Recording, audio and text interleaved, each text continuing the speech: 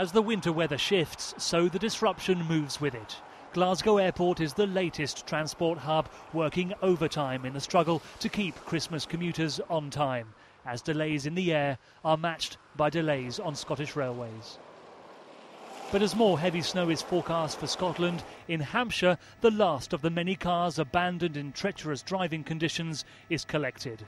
They've scraped through the past 24 hours, but only just.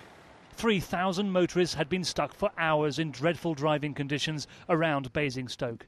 Some continued journeys on foot, others called family and friends for help. All knew they'd be back to somehow prize their abandoned vehicles from the snow. It's just horrendous.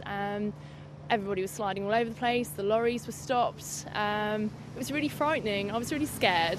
On the mobile all the time to mum and dad and the husband. So, yeah, it was quite stressful for everybody, I think, really. The problem is where we're going to, in little village Cookham Dean, we've got no sand or gritters at all there, so we probably won't get into our house now anyway. But roads impassable for cars and lorries were at first impassable for the gritters too. Breakdown services claimed gritters were too slow to react and didn't tackle enough roads. Emergency services are finding roads impassable, our patrols are finding the same problems, and it would have, I think, been more helpful if the gritters had been out sort of quicker and more often. But stockpiling rock salt is a costly business, and many argue councils do all they can to cope with unforeseen icy conditions. We have to make quite a serious decision about whether we want to spend public money that is increasingly scarce over the coming years on making sure we have huge amounts of gritters and salt available for the off chance that we might use them once every couple of years.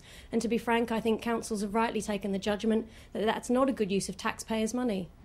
Hampshire County Council says it's used 5,000 tonnes of salt already, gritting around the clock since the cold snap began, and couldn't have been better prepared. For the gritters, it was a case of prioritising the roads. This road has been gritted, but it was too late for this vehicle, which had slid off on the rather precarious corner. The driver had come off the A30 to avoid the traffic, to his detriment.